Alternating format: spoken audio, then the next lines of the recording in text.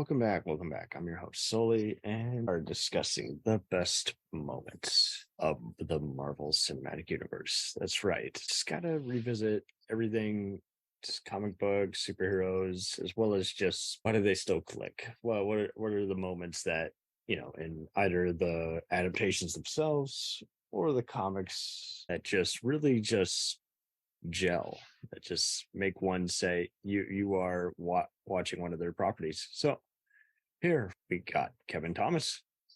Hello. From the Marvel Movie Minute, Pete Wright. Oh, hi. And Andy Nelson. Hello. And as always, the most reliable rascal on the planet, Oreo, is back in the studio. Welcome. Damn Skippy. Yeah. So yeah, you guys have been plugging away. You've been going through a good chunk of the movies, and of course, there's no shortage of Marvel. So no, there's plenty, and we've been covering it a minute at a time over there. We're currently in our sixth season, looking at the Avengers. So it's 17,000. Yeah, it's a much slower process than their release. Yeah. Yeah, I'm currently working through the Civil War arc right now. Oof. Yeah. It's fun. There's a shit ton I missed when I first read it, and now that I've got about 90% of it with me, and I'm almost done. Wow. Well, I'm still catching up on the MCU TV shows. I still have, what is it? Loki, Falcon and Winter Soldier, Moon Knight, and one other thing to catch up on.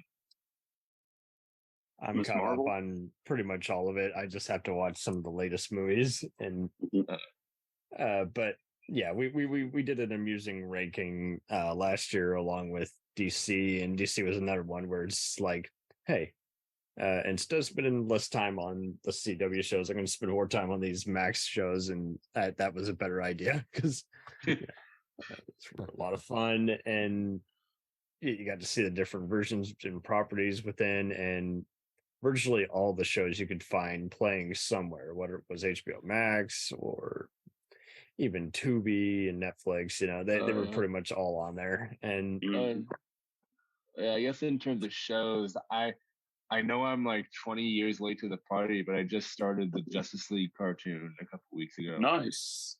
That's good shit.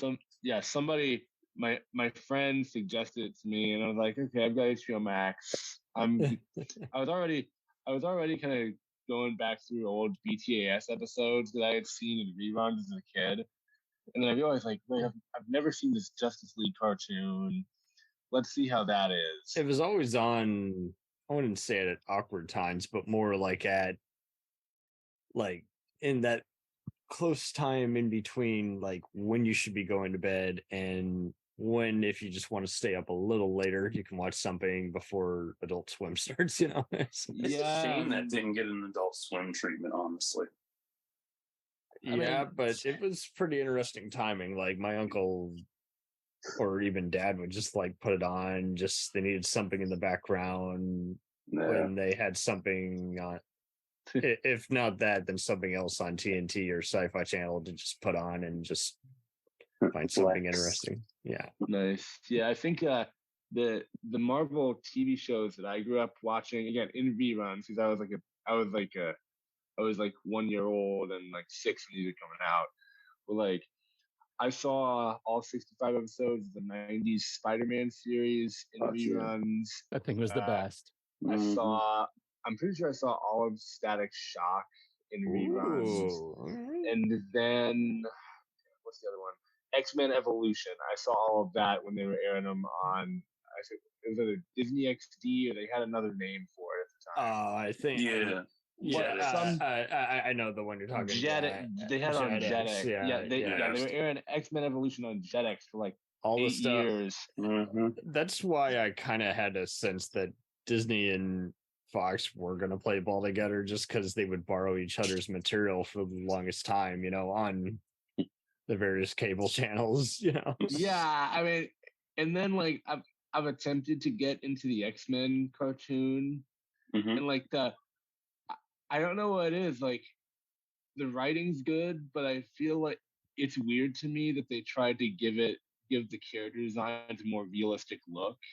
It's just very strange to me seeing cartoon characters with like again accuracy. With more like accurate, more human looking features, and the writing is very mature and not exaggerated really. True. It's just kind of, and then like it's a little bit jarring for me with like the visuals of it and the comic bookiness of everybody's costumes. Hopefully I can get over that. But you should check out the art book for X-Men too. It's really, really good. Okay. Yeah, it's it seems like a good show, and I understand why it's, I've seen the pilot where Morph dies about 8 times in life. It's like out of pure circumstance. Like that's the thing. Like I've seen that episode so many times, and so now whenever he yells like Wolverine, I'm like, oh, you poor. Oh, you're dead. That wimpy cry. Wimpy cry. Like, oh, that's just I've seen that episode so many times just out of pure coincidence. It's like, all right, God, I'd like to see another episode of the 100 that I know exists. That reminds me when I watched. It's only 100. How about 200? Or however many episodes there are. I've never counted. But like, I know they had like 5 seasons of that show. So I'm like, I'd like to see another one. Yeah, that reminds me when I watched The Adventures of Lois and Clark, and it was on reruns, and every Saturday they kept playing the same fucking episode, and I'm like, come on, give me more. I want to see what happens after this shit. And I gave up on it. I was like, fuck it, whatever then. I'll never know what happens to them. Oh, I don't think most people do. I've never seen I've not seen a full episode of that. I know of it. You don't need to see a full episode of that. Yeah. You know what happens. You might not know what happens, but you know what happens. But you know. I presume. Well, I just presume Superman saves the day at the end of the one. No. Everybody's sad. Oh my There's God. grief. How'd you There's know? trauma. No, just kidding. I like Dean Cain as Superman. One of my favorites. I just like his bad movies. They're amazing. Everyone should see. Oh, he's I was watching. I saw Tomorrow Never Dies a few months ago, and somebody mentioned that Terry Garr was Lois Lane, and I was like, yeah, I can see that. Nice. Wait, what? Oh my God. What?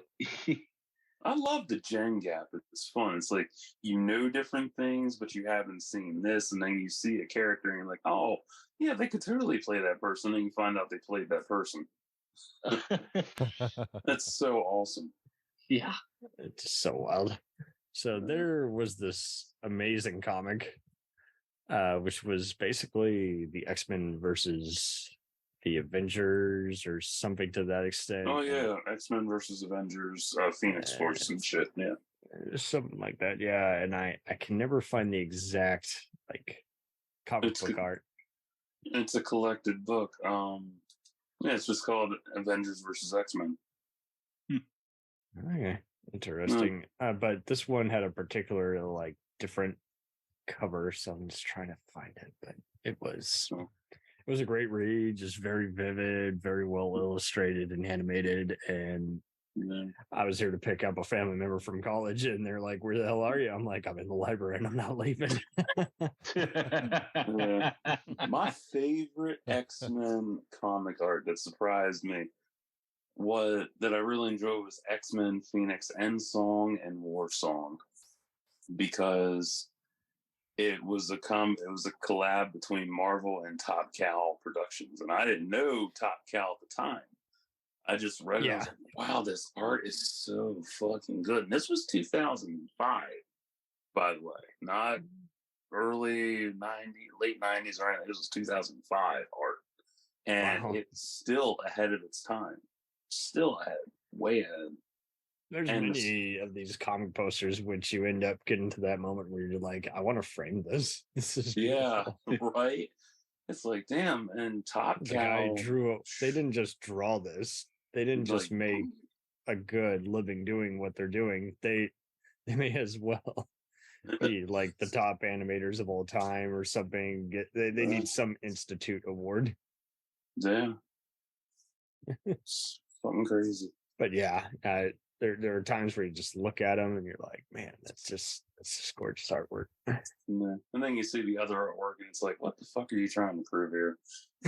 And then you come across the J. Scott Campbell wannabes and it's like, go away. Oh. Yeah. I saw that while I was reading Civil War. I'm like, ew, hate that aesthetic. Totally. In terms of the movies, I do have to say, most of the pre-MCU versus current MCU, most of them that involve a lot of the physical characters are really good at just like starting off with like showing a tactical action or just showing just the character just kind of just like they pretty much fell in their first mission and you know that they are going to kick a bunch of ass like in the remaining of said chapter. So it is wild how with Punisher and even the Blade movies you get the instant like carnage right up front and then you get and then you settle down. And while with Captain America, like when they started him off, it was interesting how Joe Johnston decided, I'm going to do literally what I did with the Rocketeer movie that no one saw. That's actually pretty good, where I just have, we love that movie. Oh, totally. You have all the soldiers in the background. It's kind of funny, mildly, where they're struggling to keep up with the high-powered, main superhero. And they're shooting at the Nazis in the background, and that's just awesome. And then you're seeing our main guy. I just love how they have they show how Captain America can really just like he's in it to win it, and you actually can applaud him for like throwing his shield in first to cushion his fall. Yeah, I guess it's in a similar vein to that. So like the I guess now they'd be called the older MCU movies. The bit in Thor where they go to the ice giant planet and he just throws his hammer around the entire place to take out a bunch of them at once is pretty cool. It's like, yeah, I mean, it's just a thing that makes me smile. Like, yep, I'm here. I'm gonna take care of this. Screw diplomacy. Diplomacy. Yeah. What's that? Let's not forget that it ends with him, hurling his hammer right through the head of the Jotun beast. Yeah. Not a subtle man. Say it's a good finale for that one. Yeah.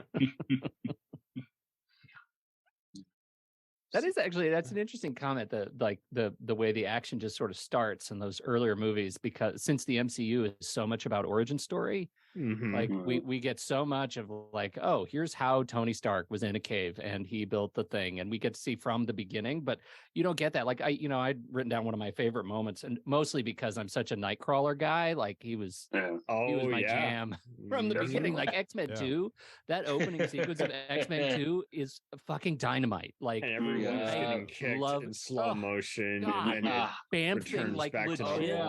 Bamf in the White House is stunning to be. I was just like, I remember, like, I'll never forget like the chills that ran down my spine. Like they figured this out. Like it's great. It was cast well, it was written well, and man, those effects were perfect. Oh yeah, and that shit aged like fine fucking wine. I already watched that. I was surprised, like it's so dark for 2002. I'm like, damn. Yeah, I just rewatched X2 like literally 2 weeks ago, and I hadn't seen it in a number of years. And when it opened like that, I was like, I did not realize how amazing this was.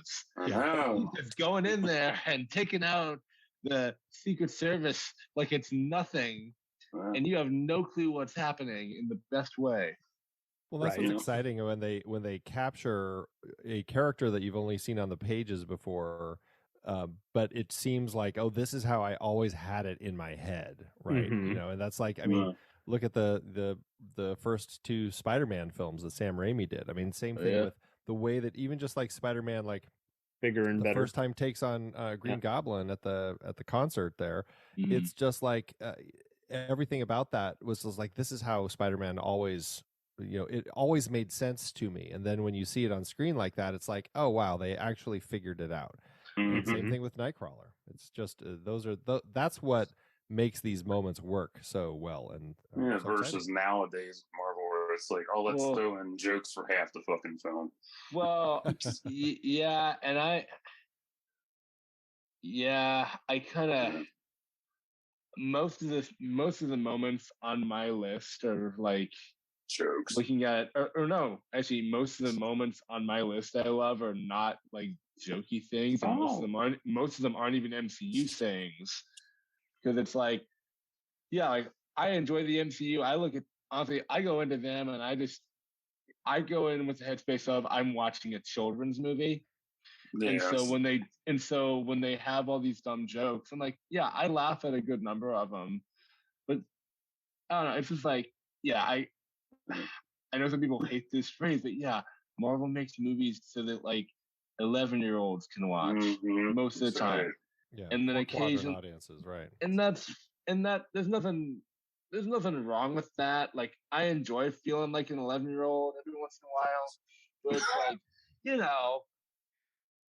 I would appreciate if they would get a bit more serious now that they've got Kang around. I'm like, all right, you can't have him being all serious and Shakespeare over there, and have somebody cracking a joke about how they just got jelly on their shoe and it's disgusting.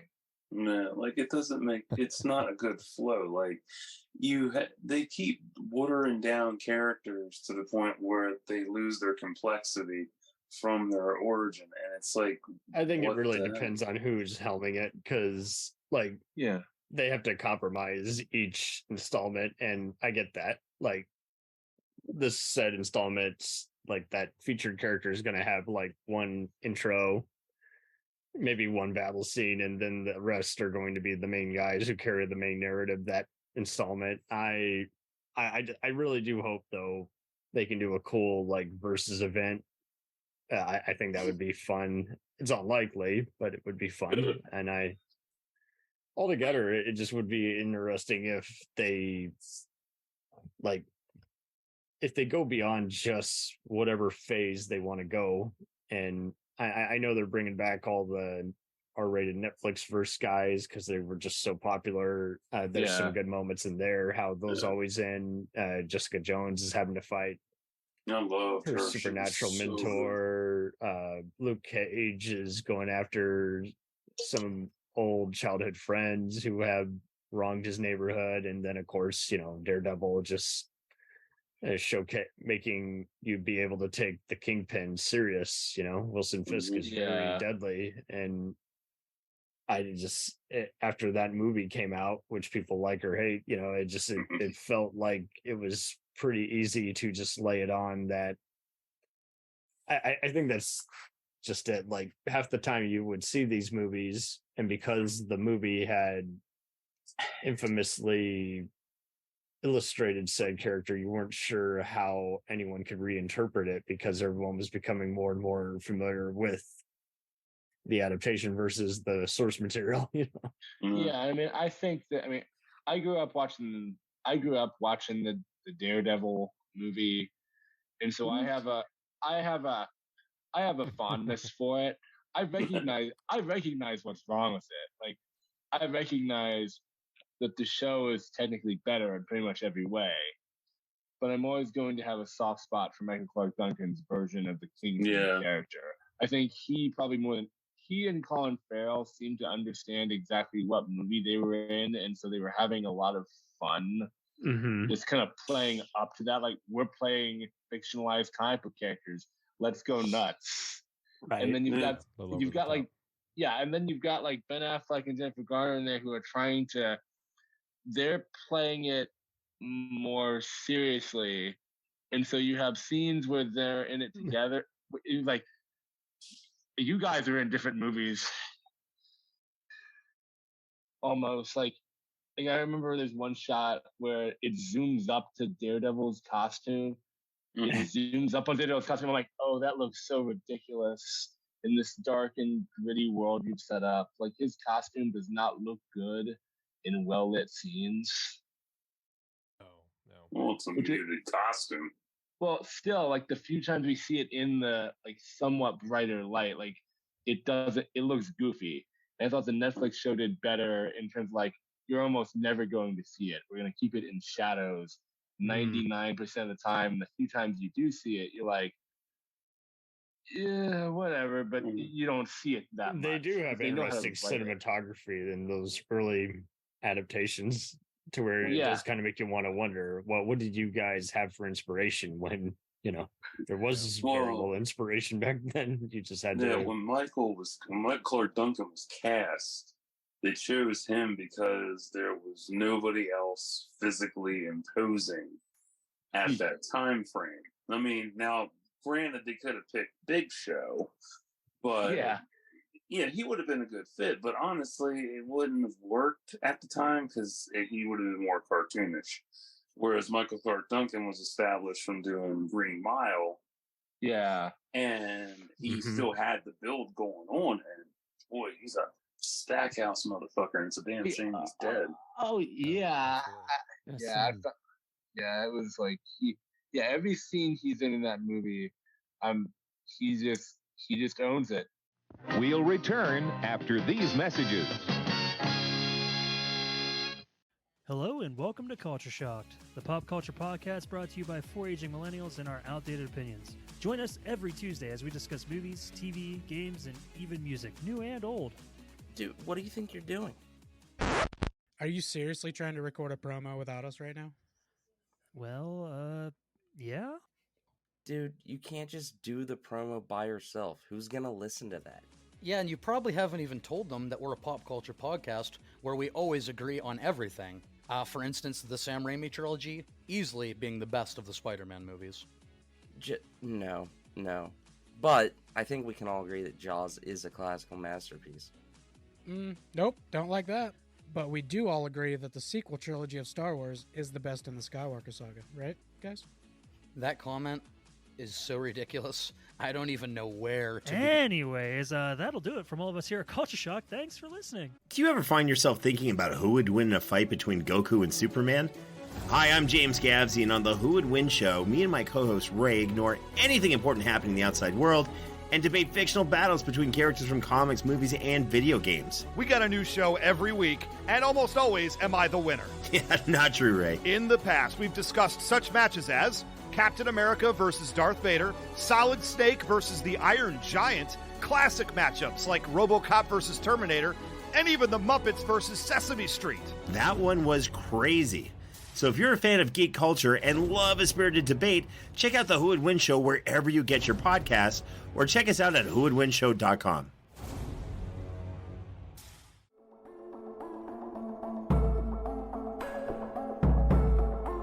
We let things pile up in the DVR.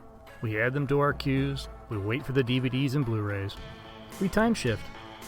The Time Shifters Podcast. Sci-fi, horror, fantasy, superheroes, comedy, action, film, television, maybe some not-so-current events. Find us on iTunes or at timeshifterspodcast.com. Cool thing about Blind Knowledge is we are in multiple countries. We are worldwide all across the globe. We are in the US, we are in the UK, we are in Canada, Germany, India, Japan. We're in Australia, y'all. BlindKnowledge.com. Now back to the feature presentation. Dragon Ball Z, One Piece, Naruto, all things that we love, all manga that were originally published in the legendary magazine Weekly Shonen Jump. But not every series can run for 300 chapters and have a hit anime. This is David. This is Jordan. We're the hosts of Shonen Flop. Each episode we look at manga that ran in Jump that didn't quite make it. We discuss what it did wrong, what it did right, how the series could have turned itself around, and ultimately, was it a flop or not? We're on all your favorite podcast apps, and you can find us at shonenflop.com. Keep on flopping, floppers. Every time he's on, I'm like, wow, you knew exactly you how were to the play dude. this. Yeah. I wish it was a lot more of a physical fight, even in the director's cut of that. Yeah. But it wasn't. but it's like, oh well, if it had been more physical and shit, that would have been a lot more Not fun. everything has to be like Spawn, or I know. Spawn. Oh god, Spawn. Oh, Spawn. Hey, at least that film is the most accurate CBM around. Oh, it is.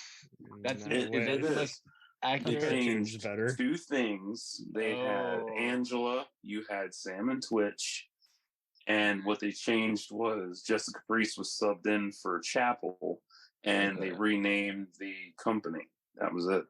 Wow. Okay, so everything storyline wise that happens in that movie is in the comic books too. Yeah. Wow. Okay. That's I'm glad you asked. When I watched it. that is. Wow. No. Go watch the director's cut. I'm not kidding. It was cool seeing Sam and Twitch. That was so cool. I think I saw I'm pretty sure I saw the theatrical cut of it in college, and me and my buddies were watching it, going like, "This is unlike anything I've ever seen." Because it's Image. Everybody's like Spawn. One guy on Twitter, I saw in an argument, he didn't like Spawn because he wasn't Marvel or DC. I'm like, he's Image Comics, you idiot. It's like I wasn't a big fan of Spawn either, but I didn't care like which publisher he came from. I'm just like, look, he's a comic book hero. At least he reminds me a bit of Ghost. Yeah, like he's different. I mean, the closest comparison I could make would be Ghost Rider, but even then, this was I can see that comparison. Or the Crow or something. Yes, or the Crow. Like even though I didn't enjoy that movie, there are things from it that I still remember. Yeah, like good soundtrack. I remember. The soundtrack was fine. I remember the. John Leguizamo was great in that. John Leguizamo. I remember him. Like he gave 1,000% to that. Yeah. And then I remember the PS2 Hell Dragon that he fights. like that thing showed up. I was like, wow, wow. I will never forget that.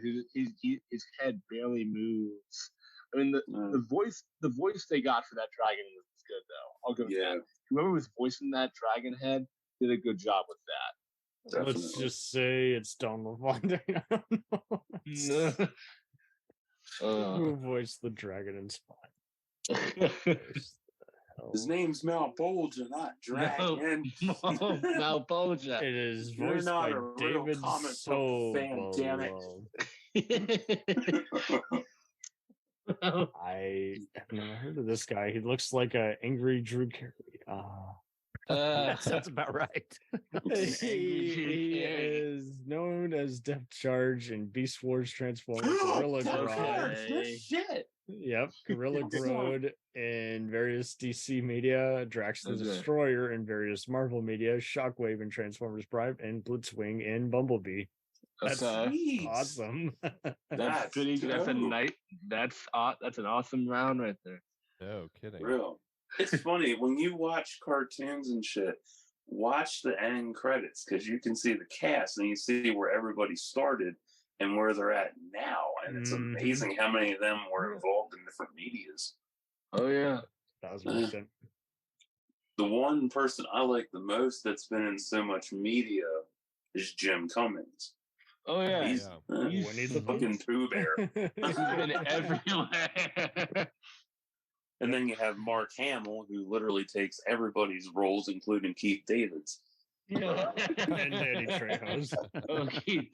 Oh yeah, that was another thing that so I also started watching like the Batman cartoon.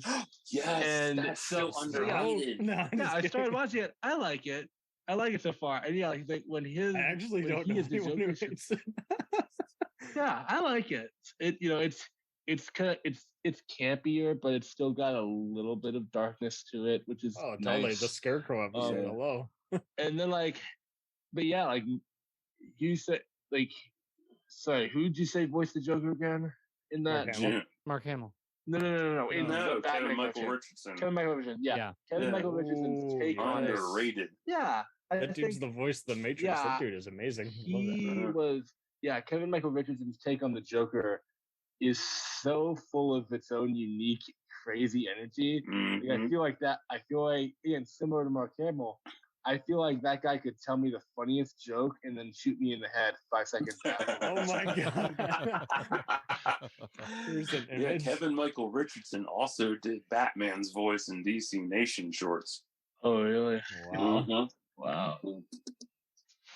Yeah, and that surprised me. Done a lot of voices.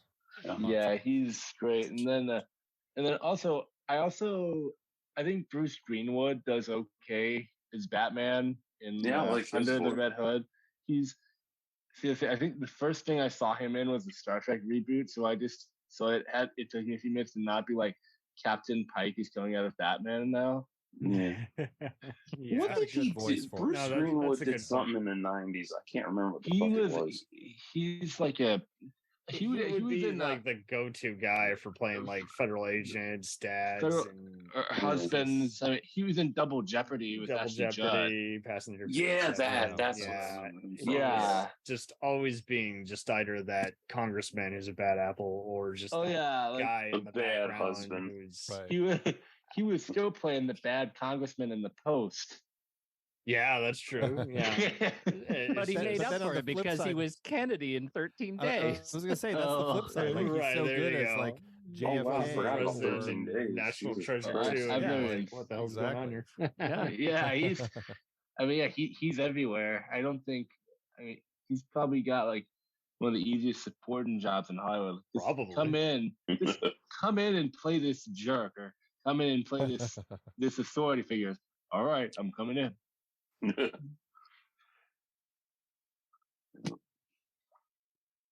Funny how it works. Yeah, and it's amazing watching them go from physical roles to voice roles through their career. When you backtrack on them, it's amazing because they'll start out, doing his action roles, and then as they get older, they're like, "Yeah, I want to slow down, and I'm just going to use my voice for these characters now. It's a lot easier." Yeah, they ask the question, do I have to leave LA? Yeah, right. If I have to go out of town, I'd rather not do it. Do I want? Oh, yeah. Mark Hamill, 8 a.m. Monday morning. Right, Speaking of that, so Carl Lumley, who's John Stewart on the Justice League cartoon. Oh, sweet. I recognized his voice immediately from Pacific Heights, which is like an early 90s thing. Oh, yeah. Michael Keaton is like terrorizing essentially like the world's first Airbnb owners. Carl Lumley is the guy that they don't sell to. Yeah. And so when I turned on Justice League and I heard, John Stewart's Green Lantern, I was like, wait, who is that?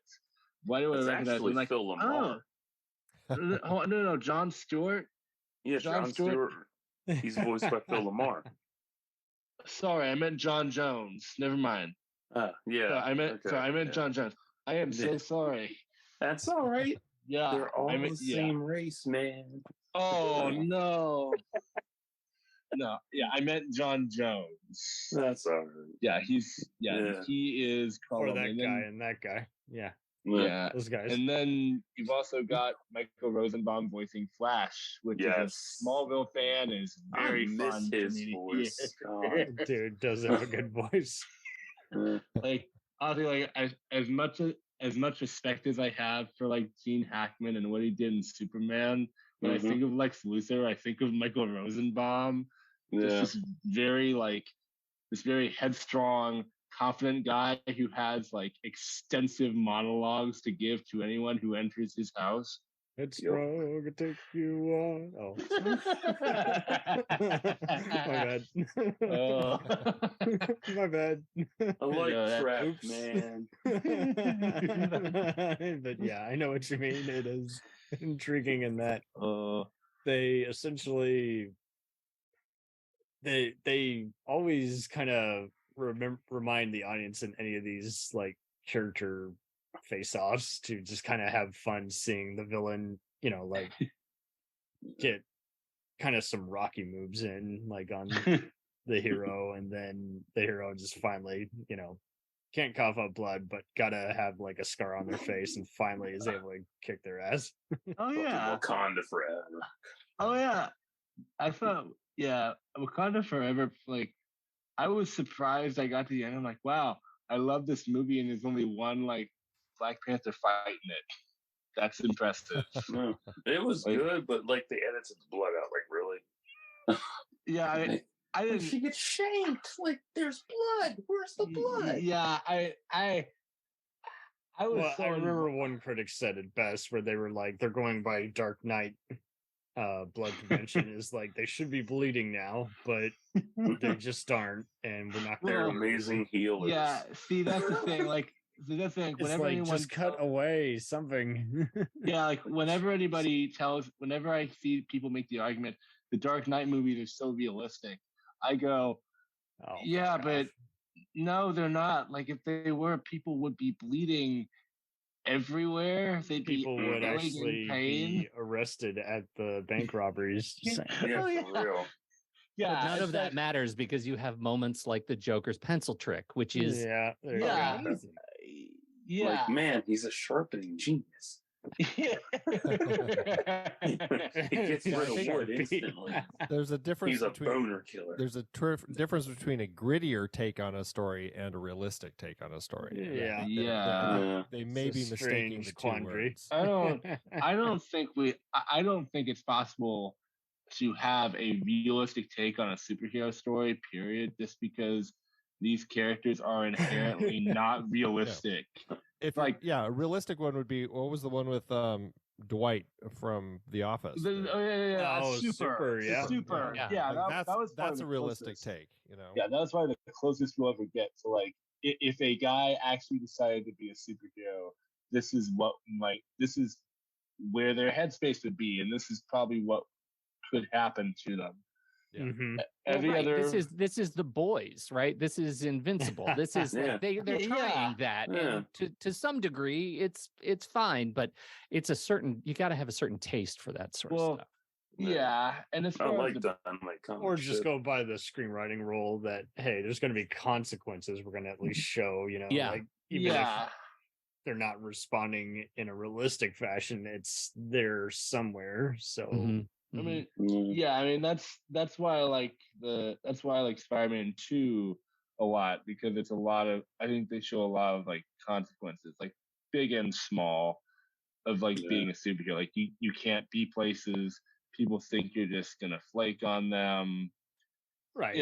Spider-Man 2 has one of the great moments, right? With the train saving moment is fantastic, right? That's one of the legendary ones. Right. Yeah, like the train bit, and like specifically, like I love the bit in that scene near the end of it where like they're all helping him with his mask off. They're carrying him with his mask off, and they tell him like we're not going to tell anybody who you are.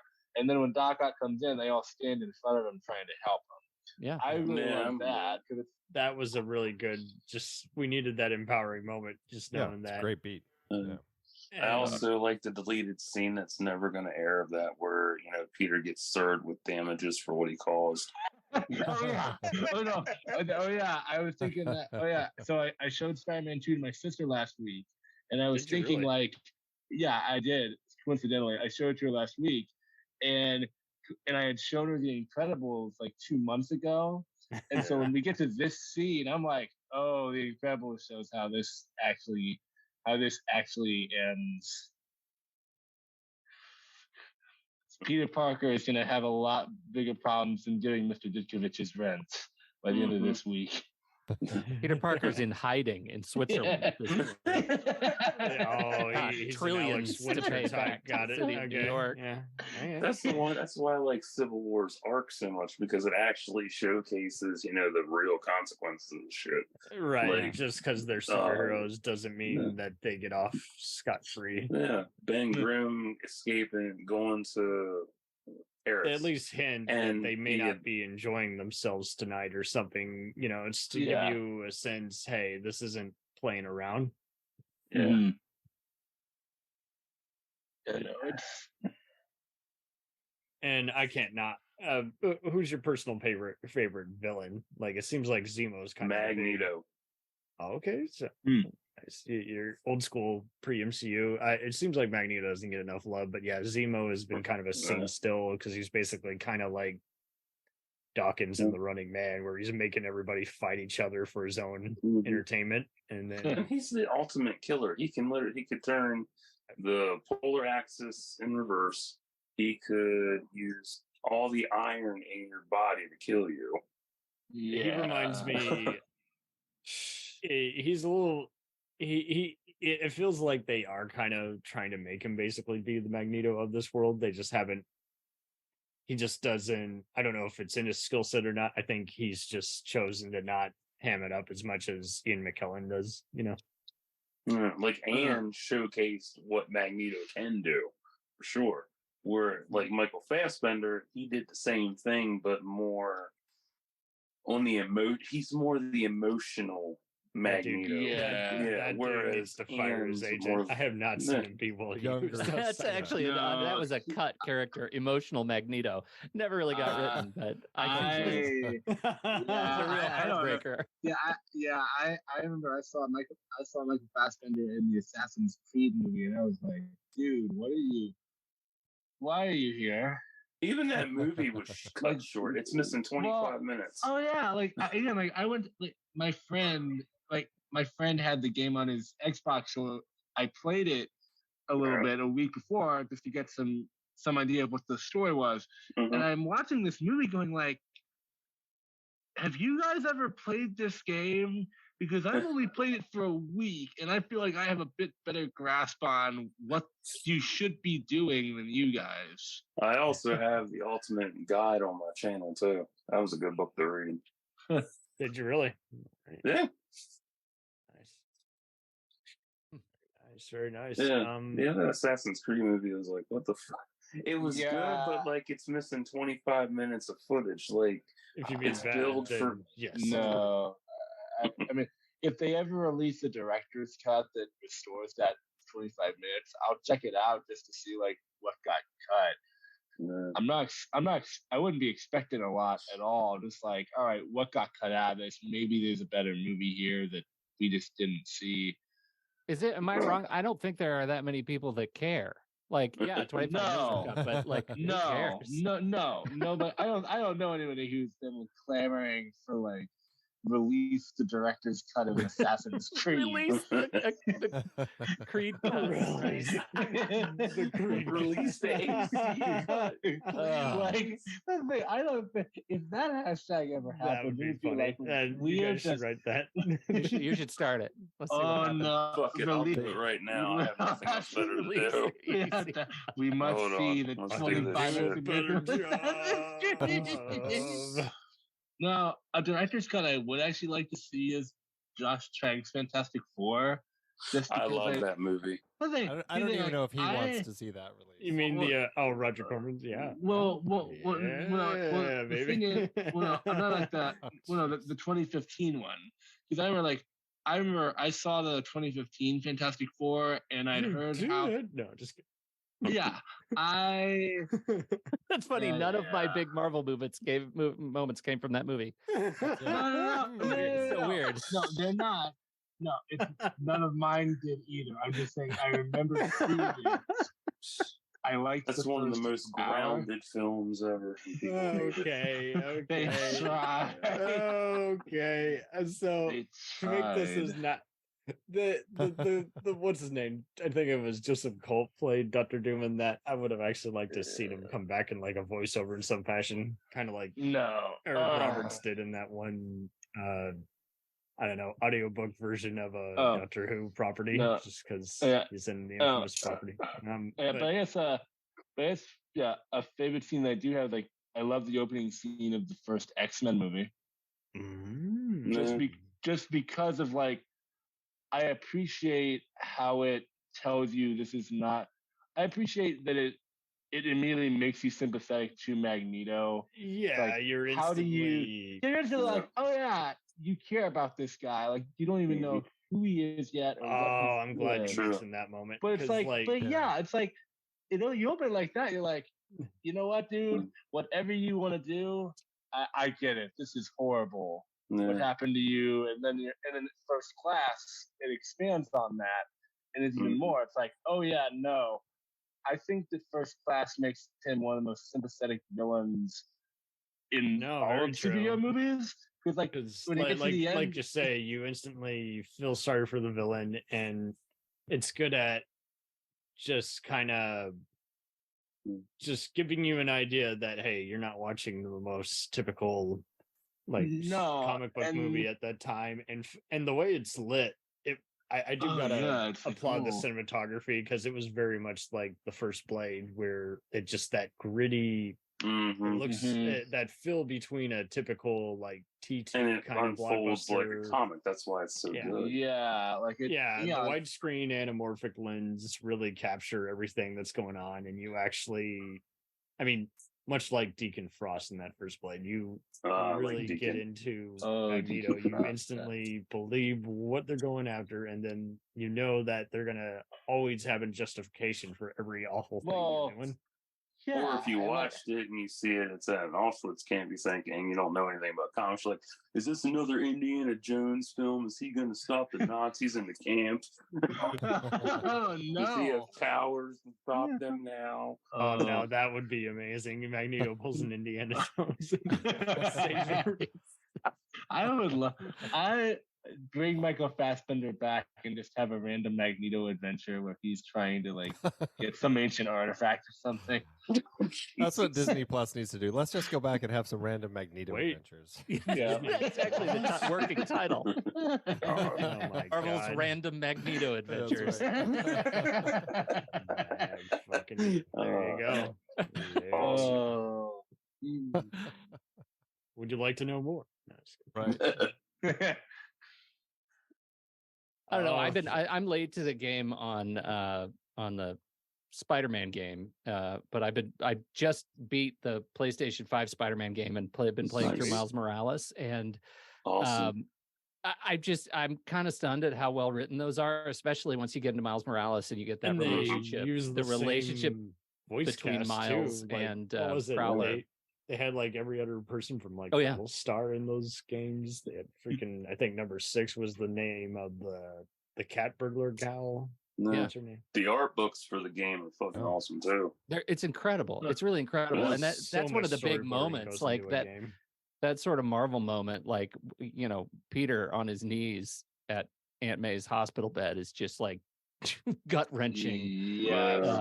It is so good, so good.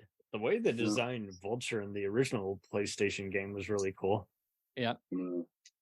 That's a character that's hard to design in any project. Like it's such a cartoony character in the comics. That like when I heard that they were going to put the Vulture in a movie and video games, whatever, it's just like, oh God, really? It just that looks terrible. No, you got to say it, Bill Shatner. Like, oh God.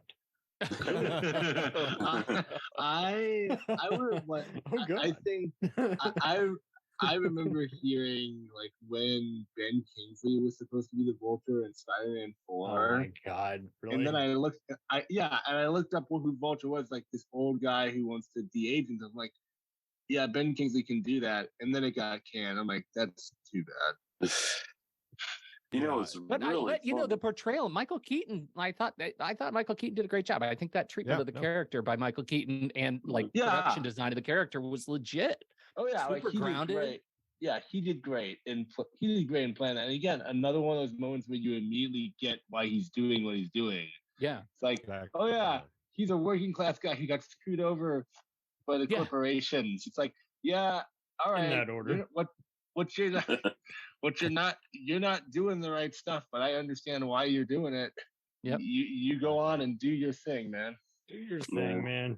Kill people.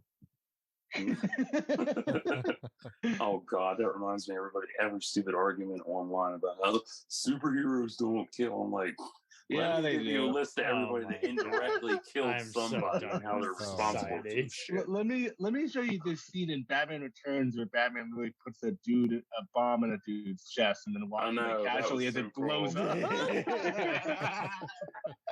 Yeah, Let me show you Batman punching a woman. Men can't do that. That's misogynistic. Like, no, it's different. That's what's so weird. Do you remember the argument with X-Men Apocalypse on the billboard? Oh, I remember that argument. So stupid. I remember that argument going around. I was like, he's the villain of the movie. He's choking a poor defenseless woman. Like, it's to show his power. Like, power. I get. Look, I or get is it it. more If like somebody didn't like, He-Man? Or it's like I get it if somebody didn't like the image, but it's like they're not doing it just to shock people. They're doing it to show, like, look, she's a major hero character and he's a major threat. Mm-hmm. Like that's what the point of it is. It's not. Yeah. It's not. It's not even about winning, but how dare we be in depth? So I'm glad you guys went into this chapter because it really is getting very. Even before it gets to toxic levels, it is just kind of invigoratingly frustrating how so many people will just kind of, with literally just, even when everything was just a click away, just like, you want to fact check that before you go, my version of this is the worst part about that shit is people will take Twitter as the end all final answer for everything. Oh, you're bullying me. I just want to have a discussion. Speaking of stuff that's just a click away. So, did you guys see like the new Ninja Turtles trailer that they dropped yesterday? Not yet. I haven't seen it yet, but that's my problem. People want to react to every trailer, and it's like that's not the movie, though. Well, you still have to actually watch it. Yeah. Well, okay. So the thing is, so somebody shared a screenshot of a YouTube channel saying, reaction. Oh my God, they diversified April O'Neil. This is horrible. Blah blah blah. And then I find out the very next day, April O'Neil was black in the comics. I found that out today. I was like, no, I found it out. I found that out yesterday afternoon. I was like, oh, so they're actually making the comic accurate, which means that this guy complaining about them diversifying the character has even less ground to stand on now. And not that he had any to begin with. I mean, they likely haven't read it. They're pretty much there to just start up clickbait for all those. It was just one of those. Whenever I see that, I'm just like, guys, it doesn't too much free time. You have too much free time. Anything. It's like you're gonna complain about this, like it just happens. Like what? Yeah, they need to basically do. I mean, have any of you watched Mythic Quest? No. Yes. I haven't. Okay, so it's in its third season. It does a good job of making fun of the toxic gaming community and the developers who don't know anything about games. But I think the funniest argument is when people will go online and be like, "This stuff is SJW remote," and yet the comics are all about political shit.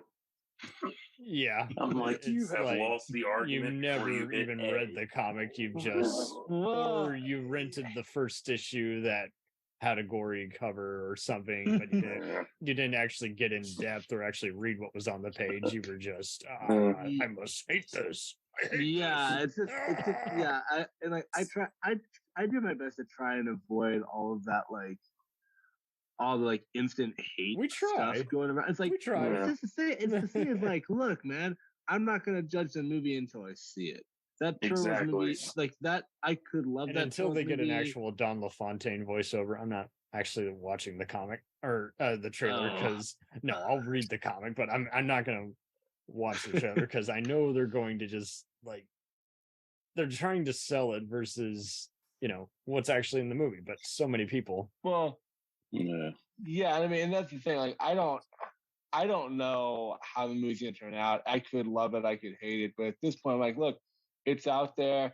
It's piqued my interest. I'll go see it because I like the Ninja Turtles, and I've seen every movie or every theatrically released movie they've made so far. TMNT 2007. Yeah, I saw that. I saw that when I was 12. I was like, this nice. The thing I remember, I went to go see that with my dad, who's not a Turtles fan. 12-year-old me was having the time of my life, and I was like, Dad, wasn't that so awesome? He just looked at me, he was like, that was stupid. I was like, no, I thought it was awesome, actually. You're a horrible son. I'm putting you back. Oh my god. No, it's the thing. Like, I legitimately Have had they a ever great tried to time make watching them be part of Marvel, or because I think they're they're now owned by IDW, DC because they did like that versus with the Batman Ninja in a Turtle comic book. And they made Batman versus the Ninja Turtles movie. I don't think that they're associated with Marvel. I don't think so. No, it's Turtles or IDW. Yeah. There you go. Okay. Interesting. Okay, I'm just watching the trailer for the first time because I missed it. Holy crap, that animation is amazing. Yeah. That looks legit. That is great. That's like the same kind of like Spider-Verse vibes that I got with that trailer. Like that's kind of chilling. You can actually thank Valerie Thomas for that shit. Ooh, it's good. Yeah. It looks good. It does look great. I'm looking at it now. Oh. Yeah, I mean, the only issue that I have with it is Donatello's voice sounds a little too young for me. It sounds a little bit too young to me. Guys, chill. Yeah, it sounds a little. Pretty. I know. Give him a minute. He's a young teenage mutant turtle. You need more cracks. You guys, chill. It sounds like they're all teenagers, and he just sounds like the 10-year-old kid of the group or something to me. Like, is his voice gonna mature over this film or over the course of the series or something? I mean, I don't know. That's the only thing that the cause it's for like the tween-age mutant Ninja Turtles. Yeah. Hey, you guys, slow down. That's awesome. Let's go get pizza, dudes. Dudes. Famous. Yeah, All right. So, any other final moments before we close this out? I mean, if we're talking moments, I have to call out one of my favorites, which is in Doctor Strange with Dormammu. I've come to bargain. When he's training and he's finding out how to be a badass and utilize his magic. No, when he's confronting Dormammu right at the end there. And at the very end, he puts himself into that permanent time loop, and it's just like it's such an interesting way to incorporate like just this whole thing with not necessarily having a big battle at the end, but it's actually like this, I'm going to just let you kill me for the end of time. Yeah. Until you this is where he almost becomes kind of like any version of the Prince of Persia, where he can mess with time and keep coming back to life. Well, no, you know what I mean, where you could undo time. Yes. And he is just playing with that time loop, and he's respawning over here and coming over here, and the guy's like, I will keep crushing you with my hand. It's insane just how he just keeps playing with the time until he finally is like, no, really, now I'm out of time. I gotta actually come up with a predicament here which can give me the win.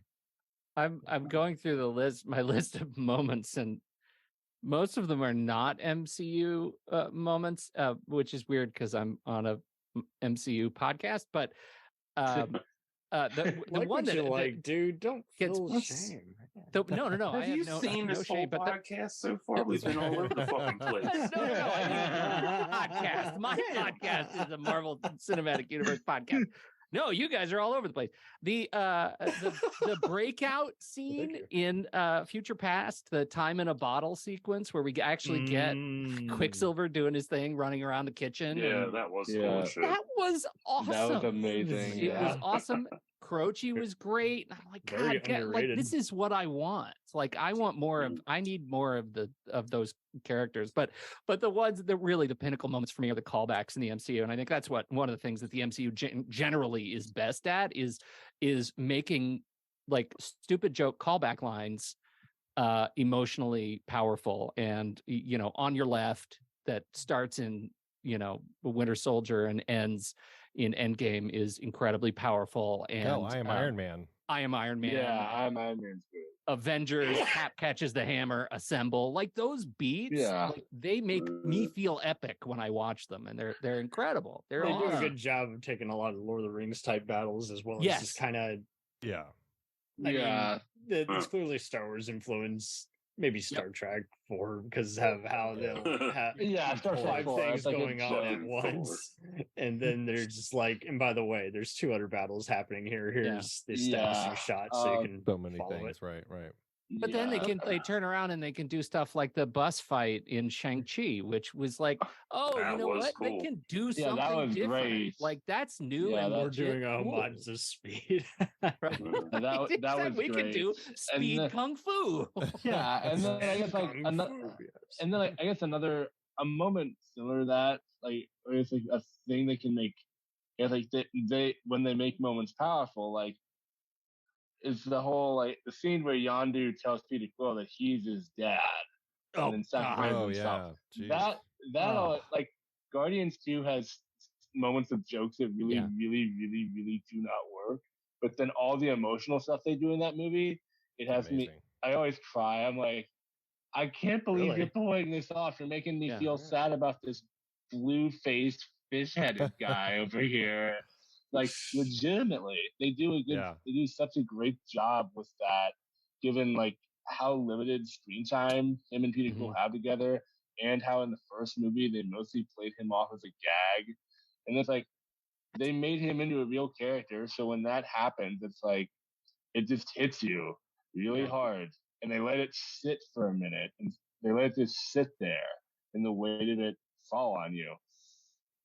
Apparently, what's his name? Who's in charge of DC and Guardians? James Gunn. James Gunn. Yeah, he's apparently all about just like unleash some unusual, just feelings, and just how you've been wronged all your life. And speaking of being wronged all your life, like those moments, like just I don't know. Sometimes I think I know too much about like movies and contracts and stuff, but I'm telling you, when Iron Man says underoos in Civil War and Spider-Man jumps into the MCU, I cheered, not because he was there, but because the lawyers agreed on something, and I thought that's dope. We can do anything now, right? Like that was so cool. That was awesome. Great moment. That was a great moment. I hate that movie. Oh, you hate Civil War? Oh, dude, that movie is the most watered down dog shit adaptation ever. Okay, so what's your favorite? My favorite is Doctor Strange 2007. So the original Doctor Strange. That ages well. Is that the animated one? Yeah. Okay. I love that film. Right. Anyways, I'm glad that you I want to guys see how could it is. Fuck you.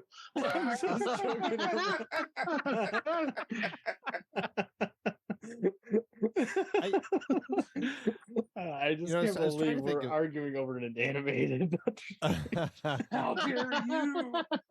But it's really funny though, because you have so many people who have never read the comics, never watched the older films. There are people who won't watch them because they don't want to sully their expectations. And I'm like, dude, they do the same thing with Star Trek and Wars as well as Lord I of the know, Rings. it's They funny. don't understand that to get to where you got here, you had to go here. Like Lord of the Rings had to be animated before it could ever be envisioned live action. Oh yeah, and water animated was beautiful. If someone says, "Hey, returning to NBC this year, we're doing our own take on Buck Rogers," I'll be like, "Okay, I want to see what you got." Because that'd be interesting. Certain things can be readapted, and it's All in the Family, but Black Panther style. Oh Lord! I wish you had not said that. Oh wow! All in the Family, but he's a Black I know Panther. they're remaking Married with Children, so anything is possible. Oh wow! That's starring Samuel L. Jackson. Now you're excelling me on this. God damn it. I feel like his Django character where he's racist against everybody. Yeah, exactly. Oh god, it'd be beautiful. I do written think and directed by Spike Lee. Actually. Oh boy! But before we tune out, what's your favorite like Nick Fury moment before we go? I know he's getting his own movie or some shit. God. What did I like in Nick Fury? Because I really hope they can do something interesting with him instead of just have him come up in the background and occasionally shoot someone. You know, like, for real. Yeah, that'd be nice. I want him to have already joined the Expendables or make another Star Wars appearance by this point. Expendables. I think he was in Spider-Woman: Agent of S.W.O.R.D. If I'm not mistaken, I think he was because I own the motion comic movie. He'll appear. Yeah. Well, she's gonna be in Across the Spider-Verse. So there you go. And that's the one thing I like about Spider-Man. It's a title and a mantle, not the person. And a lot of people miss that shit a lot, and it's really sad. It's like, this person is Batman forever. I'm like, dude, I've made a similar argument that James Bond is just a code name. Because there's no way any of these guys are the same persona or the same person. True. Just like and people have shown evidence that the creators, can't be relied upon because they kind of contradict themselves in every interview. And it's like, well, okay, if there's all these people who have the name Q or M, chances are, where's the rest of the alphabet? God damn it! Agent R, Agent S, and Spider-Man. Yeah, I mean, there's several different Spider-Verses, so yeah, there's got to be a Spider-Man in every. I'm still sad Idris isn't going to do James Bond. He's staying Luther forever. I think that he, didn't. I saw the interview. He said like he's not going to do it. I was like, why? Dude, like, do we know if I they offered it to him? Like you'd be good at it. Yes. Oh God, he'd be so perfect. He has that charisma. And good. He was already in a really cool spy movie with Richard Madden from Game of Thrones. Oh yeah, the take. I saw that. That was really cool. That was good. It's actually called Bastille Day. Which surprised the shit out of me.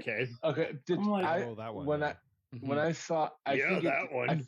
I think it varies based on like what country you're in. Yeah. Because I saw it on Netflix over in America, and I swear they called it The Take. Yeah. And I saw a review of it from a British YouTuber, and he called it Bastille Day. So I was like, this must be an international thing. Well, it's like cutie. It's like it's the same thing with cuties. In French, it's Magnonos or Magnonos. Okay. Yeah, that.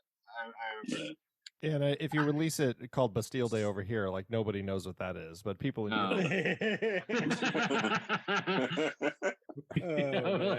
what is that?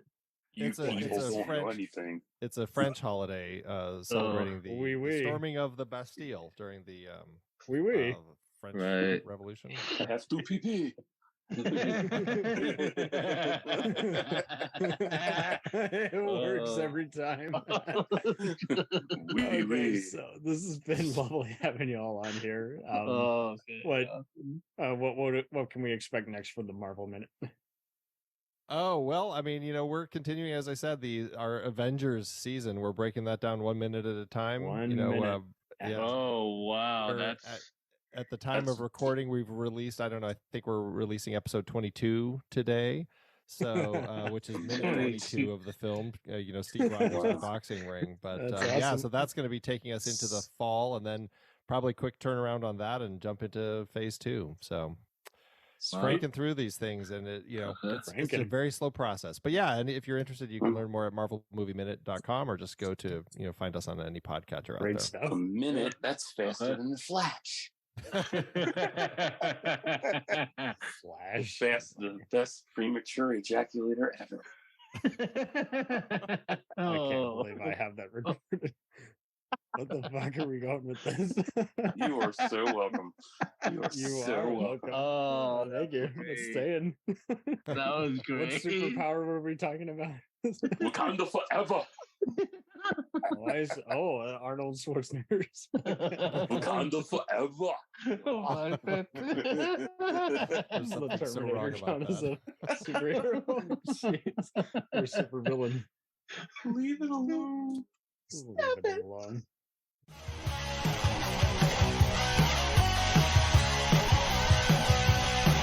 Follow us us on the web on Facebook, Twitter, and Instagram. The podcast is available on Podbean, Spotify, iHeartRadio, Anchor, Apple, and anywhere else podcasts are available. Feel free to review our show and leave comments on any of those sites. Thanks a million for listening. It's a Jack